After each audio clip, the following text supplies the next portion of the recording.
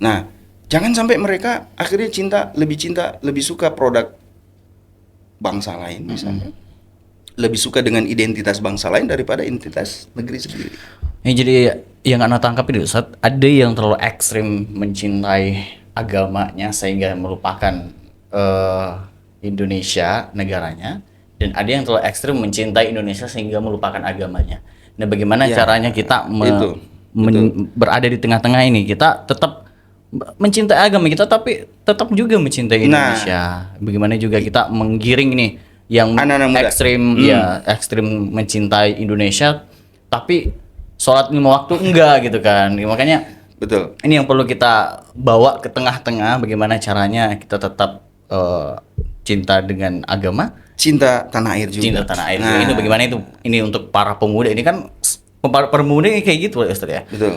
Kebanyakan orang terlalu ekstrim dengan mungkin nasionalis iya, begitu ya, nasionalis banget, dan ada juga kayak kita harus lebih nasionalis, kita harus identitas kita Garuda di dadaku misalnya. Kemudian bahwa Islam itu dibawa bukan berasal dari Indonesia misalnya, kan ada juga yang begitu. Iya benar. Yang satu hal yang perlu adalah sebenarnya kita tinggal mencari titik temu bahwa berislam itu bukan berarti kita tolak semua hal yang terkait dengan nasionalisme, cinta tanah air. Bahkan Islam tidak melarang kita mencintai tanah air, tidak.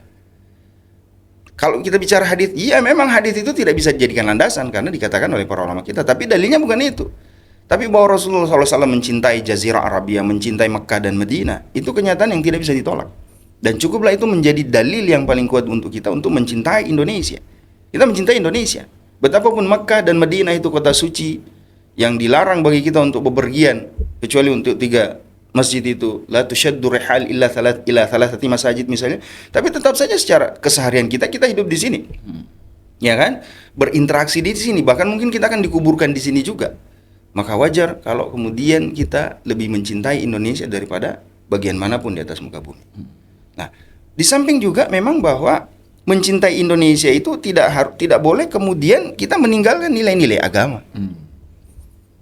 Sehingga yang berbau Islam misalnya memelihara jenggot atau pakai pakaian yang berjubah, pakai kopiah, itu tidak sesuai dengan budaya Nusantara. Nah, itu kan yang kita maksud. Maka sekarang anak muda kita, bahkan kita pun sendiri harus mulai berbenah, merubah mindset, pola pikir kita. Islam tidak melarang kita mencintai tanah air. Tapi jangan karena alasan cinta air kemudian kita tinggalkan Islam atau mencampur adukkan. Ya, tidak ada masalah. Tidak ada masalah. Anda menggunakan identitas tertentu, ya kan? Identitas tertentu, tetapi akidah Anda sebagai seorang muslim, ideologi Anda sebagai seorang muslim, itu tidak boleh ditawar-tawar dengan sesuatu. Tidak boleh dicampur adukan misalnya antara tauhid, ya kan? Kemudian mentang-mentang kita nasional, maka semua budaya yang datang dari masa lalu itu kita elaborasi, kemudian dicampur baur dengan akidah kita sebagai seorang muslim, itu yang tidak boleh. Tapi kalau sebenarnya kalau kita ngomong ya Ustaz ya, kalau kita benar-benar menerapkan yang namanya nilai nasionalis dalam diri kita seperti nilai Pancasila misalnya, sebenarnya itu nggak bertentangan sama ajaran Islam bukan sih? Kayak ketuhanan yang Maha Esa itu, terus terkadang juga ada juga keadilan sosial bagi seluruh rakyat Indonesia dan segala macam. Nah, terkadang ada nih orang yang merasa paling nasionalis nih. Merasa paling nasionalis, ikut demo, ikut gerakan ini untuk membela Indonesia misalnya. Dengan menerapkan sila kelima, keadilan sosial bagi seluruh rakyat Indonesia, namun melupakan sila yang pertama, ketuhanan yang Maha Esa. Terkadang dia keasikan demo tapi tidak sholat 5 waktu. What happened? Ya, kita lihat Pancasila. Pertanyaannya sekarang, apakah ada nilai Pancasila yang bertentangan dengan Islam? Nggak ada dong. Nggak ada, ya kan? Ketuhanan yang Maha Esa. Bahkan kalau kita lihat inti ajaran Islam itu kan mengesahkan Tuhan, tauhidullah. Sangat sesuai dengan ajaran Islam. Begitupun sila-sila yang selanjutnya. Nah, tentang misalnya demo, tentang menyampaikan pendapat, itu sesuatu yang dijamin. Ada undang-undang yang menjamin. Dibolehkan sepanjang Anda tidak melakukan hal yang merusak fasilitas umum, mengganggu orang lain, melukai, mencederai, apalagi sampai membunuh sesama muslim, Misalnya ada mahasiswa yang terbunuh, ada aparat yang terbunuh. Ini sama sekali tidak boleh membakar simbol-simbol negara. Saya pernah berdialog di sebuah sesi dialog, hadir di sana seorang doktor di bidang politik, ya, sosial politik. Lalu saya berhadapan dengan mahasiswa. Mahasiswa ini mengatakan, bagaimana pendapat antum tentang demonstrasi? Saya bilang, ya, menyampaikan pendapat itu dibolehkan dalam ajaran agama kita. Terus gimana dengan bakar bendera, gimana bakar gambar presiden? Saya bilang, oh itu tidak boleh. Itu tidak boleh.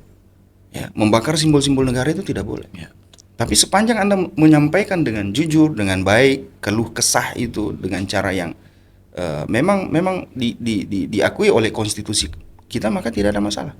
Lalu mereka heran, dia bilang, loh, Anda kan berjenggot, mestinya Anda membolehkan bakar bendera, membolehkan untuk membakar gambar presiden. Saya bilang tidak boleh. Ajaran agama kita melarang seperti itu. Iya, betul. Ya kan? Nah, apalagi sampai melukai aparat, melempar aparat, atau sebaliknya aparat melukai mahasiswa. Yang jadi masalah berarti Ustadz, pihak-pihak yang belum terlalu belajar masalah Islam, belum terlalu belajar secara mendalam nih. Ternyata Islam tidak membolehkan itu. Mungkin dia belajar hanya baru sebatas kulitnya doang, iya. dan ternyata apa yang ditafsirkan itu ternyata. Dan dari situ juga kita harus paham bahwa Islam ini mengatur semua sisi kehidupan kita. Hatta sampai persoalan menyampaikan pendapat. Ya kan? Kita sangat miris ketika ada aparat yang terluka sampai terbunuh. Rasulullah SAW bersabda, la zawalud dunya ahwanu indallahi min qatli rajulin muslim. Hancurnya bumi ini secara keseluruhan itu lebih mudah, lebih remeh di sisi Allah daripada ada orang muslim yang terbunuh. Nah, sekarang begitu gampangnya kita melukai saudara kita, mencederai saudara kita, bahkan sampai mereka kehilangan nyawa. Padahal ini sesuatu yang bertentangan dengan ajaran agama. Maka sebenarnya persoalan cinta tanah air dan bagaimana kita berislam tidak perlu dipertentangkan. Bahkan terlalu banyak titik temunya. Iya, betul banget. Iya kan? Saya bilang di beberapa tempat, coba lihat Imam Bonjol. Anda mengenal beliau sekarang sebagai pahlawan nasional Indonesia. Anda mengenal Pangeran Diponegoro. Anda mengenal Kiai Agus Salim. Anda mengenal Jenderal Sudirman. Siapa Jenderal Sudirman? Bapak TNI, Bapak ABRI. Tidak ada yang menyangkal itu. Tahukah kita bahwasanya Jenderal Sudirman rahimahullah itu adalah seorang santri qabla al-hurub, qabla al-ghazwah. Beliau ini adalah seorang santri sebelum jadi tentara. Beliau ngajar di pesantren sebelum jadi anggota PETA. Lalu kemudian menjadi Panglima Angkatan Bersenjata Republik Indonesia. Bahkan saya baca dari beberapa referensi, beliau menggunakan strategi Rasulullah SAW dalam perang jihadnya itu, perang yang beliau lakukan secara gerilya itu. Beliau sholat malam, beliau puasa Senin Kamis, bahkan ada yang mengatakan beliau puasa Daud. Subhanallah. Nah, yang kita bayangkan beliau adalah seorang perwira, ya kan, seorang panglima, pahlawan. Jangan lupa, beliau seorang muslim yang menjaga akidahnya, menjaga sholat. Bahkan beliau dikader di Darul Watan, organisasi kepanduan di Muhammadiyah. Imam Bonjol siapa? Belajar di Mekah, belajar di Madinah. Pangeran Diponegoro siapa? Dari pakaian saya kelihatan. Makanya sekarang agak aneh saja kalau kita mengatakan yang pakai pakaian seperti itu ekstrim, tidak nasionalis, tidak nusantara. Bro, lihat para pahlawan kita. Kemudian kita misalnya ditakut-takuti dengan bicara jihad, bicara pertempuran, bicara peperangan. Saya tanya sama mereka, Sultan Nasaruddin kita kenal sebagai apa? Kalau Aksinatar ditanya, Ustaz Sirat ditanya, Sultan Nasaruddin dari Goa itu kita kenal sebagai apa? Pahlawan. Baik, apakah beliau dikenal karena misalnya beliau seorang pedagang yang baik? Atau tukang kebun yang cakap, begitu? Enggak. Kenapa beliau dikenal? Karena Memperjuangkan dan beliau berada di barisan tempur. Imam Bonjol. Siapa lagi? Semua pahlawan nasional yang kita sebut, tidak ada yang dikenal karena kecakapan, misalnya beliau seorang penulis yang baik, ya kan? Beliau pemain bola yang hebat, tidak ada. Semua dikenal sebagai seorang mujahid di medan tempur. Lalu kenapa kita begitu fobi dengan istilah itu? Ini dia yang perlu kita benahi di generasi muda kita. Jangan takut bicara itu, ya kan?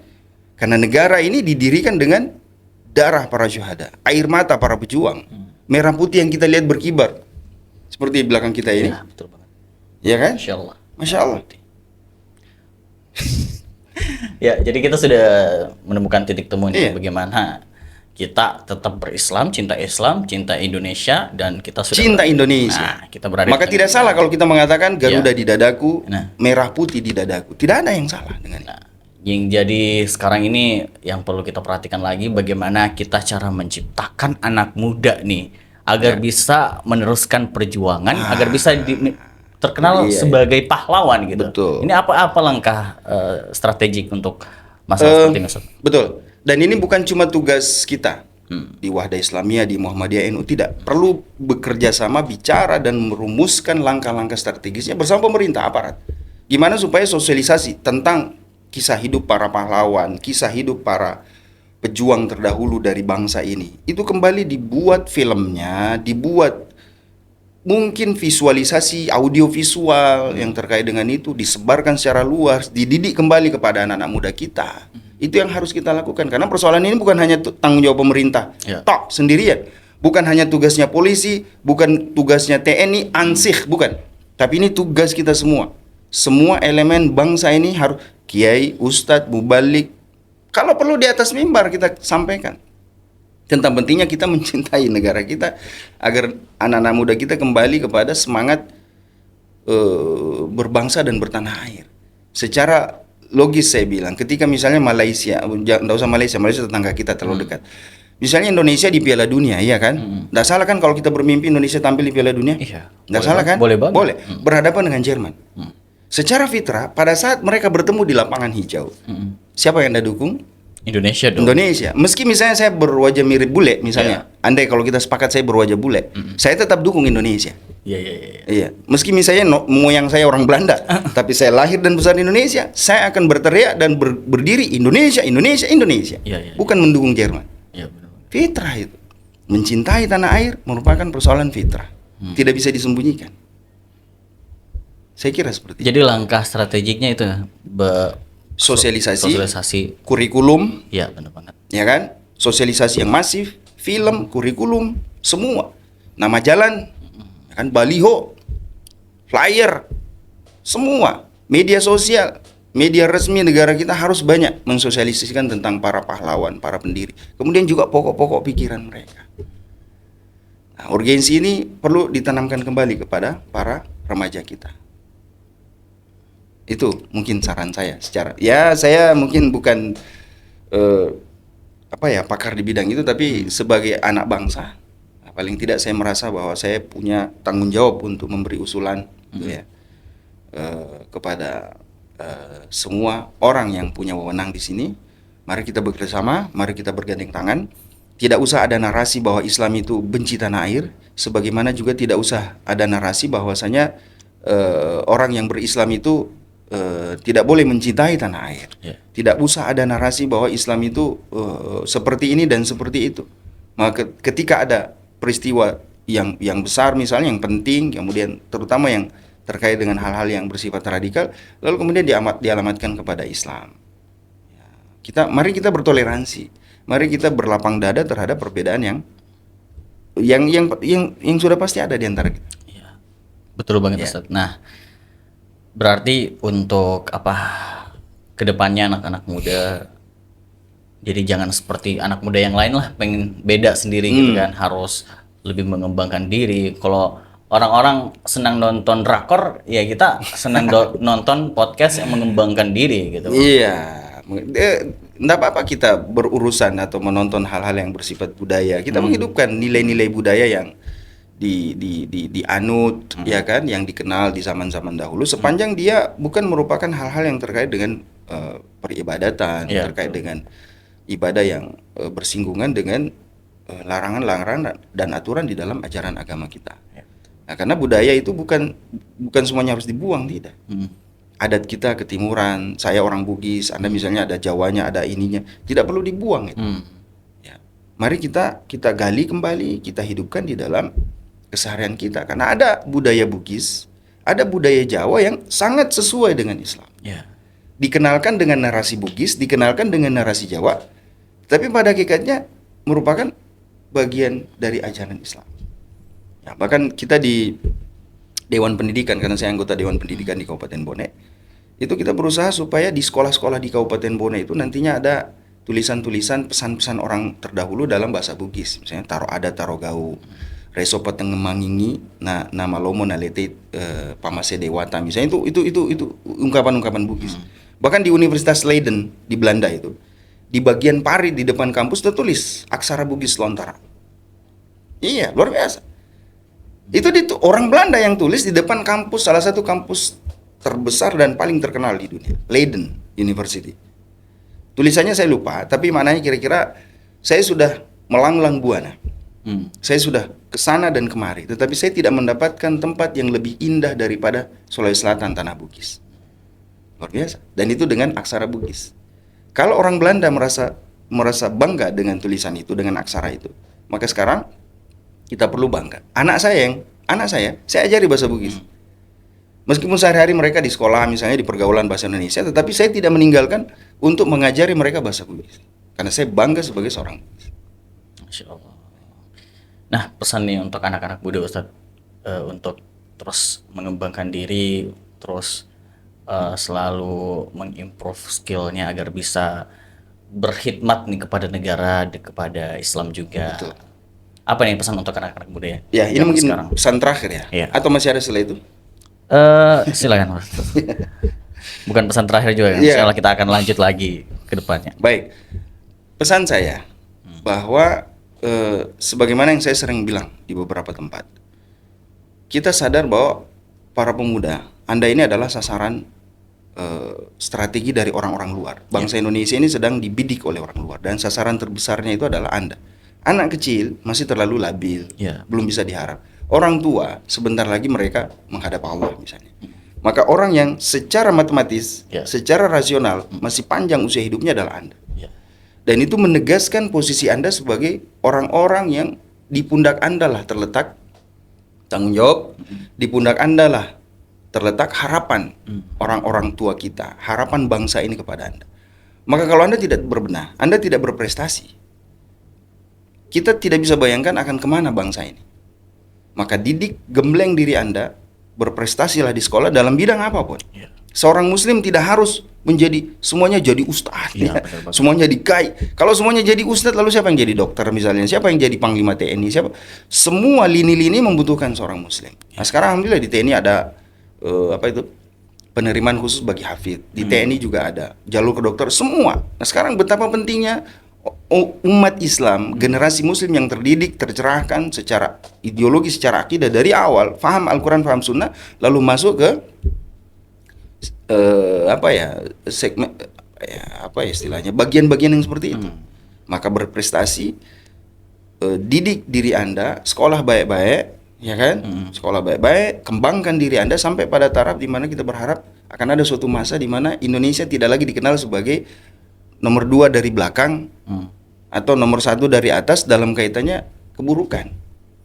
Tidaklah kita disebut kecuali dalam ranking negara-negara termiskin, terbodoh, paling tidak makmur misalnya, terkorup di dunia. Itu kan bukan sesuatu yang patut untuk digembirakan. Patut membuat kita bergembira dan berbangga. Kita harap akan ada suatu masa generasi kita berhasil membangun bangsa ini sehingga tidaklah kita disebut kecuali sesuatu yang berprestasi. Masya Allah. Itu tadi pesan untuk anak muda ya Ustadz. Pesan nih bukan cuma untuk anak muda ya Ustadz. Orang tua juga. Orang tua juga. Ini apa nih solusi bagi orang tua untuk bisa mendidik anaknya atau generasi sekarang, generasi milenial dan zilenial yang akan meneruskan perjuangan mereka? Bagi orang tua, ya tentu saya selalu saya berpesan pada diri saya sendiri. Bahwa kita menghadapi generasi yang berbeda dengan generasi kita. Betul banget. Narasi, sikap, pendekatan itu harus berbeda dengan ketika orang tua kita mendidik kita. Sekarang anak-anak kita tidak bisa dididik dengan cara seperti dulu. Tidak. Harus ada pendekatan yang baru. Secara psikologis dunia mereka berubah. Dulu kita tidak mengenal video game. Ketika kita bermain, kita saling memandang satu sama lain. Satu kampung kita semua lah anak-anak satu kampung. Misalnya saya lahir di selatan Kabupaten Bone. Satu kecamatan itu saya tahu siapa ini. Anak-anak sekarang ketika mereka bertemu, mereka tidak saling tatap. Mereka menatap gadget. Ayo dong, bantu gue dong. Iya, tapi matanya di sini. Mabar misalnya. Dulu juga kita mabar, tapi betul-betul main bareng dalam pengertian yang sesungguhnya. Iya, iya. Dulu ketika kita berhadapan dengan anak wanita misalnya, tidak ada sesuatu yang lain, tidak ada sesuatu yang aneh dalam diri kita. Iya. Biasa saja. Sekarang enggak, bahaya. Iya, iya, iya. Ya kan? Sekarang bahaya. Nah, ini pengaruhnya dan ini yang kita hadapi. Generasi berubah, dunia berubah, peradaban berubah. Ya. Maka orang tua juga, mari kita berubah, Bapak-bapak Ibu sekalian. Didik anak-anak kita dengan cinta, didik mereka dengan pendekatan yang lebih baru. Jangan hadapi mereka dengan generasi kita dulu. Iya. Masya Allah. Mungkin itu secara. Iya, syukran jazakallah Ustaz. Nah, ini tadi banyak banget materi yang sangat luar biasa yang disampaikan oleh Ustadz terkait dengan bagaimana kita mensinkronisasi antara cinta Islam dan cinta Tanah air. tanah air. Iya. Dan juga tadi pesan-pesan untuk anak muda bagaimana seharusnya bisa mengembangkan diri agar bisa menjadi pionir untuk apa? Untuk bisa menjadi orang berpengaruh di negeri maupun juga di Islam tentunya. Ya, bagi Anda yang anak-anak muda yang lagi sementara bingung nih mau belajar kemana sih gitu, mau belajar Al-Quran kah, mau belajar Islam kah, mau belajar terkait dengan pengembangan diri kah, silahkan menghubungi nomor yang di layar kaca Anda, yang tertera di layar kaca Anda tentunya. Dan tentu kami berterima kasih nih kepada Ustadz Ervan yang sudah memberikan kita materi yang sangat luar biasa Ustadz ya. Masya Allah, jazakallah khair. Saya juga Barakallahu merasa diberkati, bisa hadir dan Masya berbagi bersama Ustadz Sinatra Masya dan Allah, barakallahu. ya, program ini. Insya Allah. Ya, Masya Allah. Dan saya siap, kapanpun saya siap untuk berkolaborasi, Ya. untuk saling berbagi. Ya, mungkin kita cukupkan Ustadz di sini podcast kita, dan bagi pemirsa Wahda TV dimanapun Anda berada, tetap saksikan Youth Muslim Podcast bersama saya tentunya lagi insya Allah ya, kalau diberikan kesempatan untuk bisa Amin, membawakan amin. podcast lagi pada kesempatan kali ini. Ustadz, syukron barakallahu fikum. Kita tutup dengan doa kafaratul majelis. Subhanakallah bihamdik asyhadu an la ilaha illa anta astaghfiruka wa atubu ilaik. Assalamualaikum warahmatullahi wabarakatuh. Waalaikumsalam.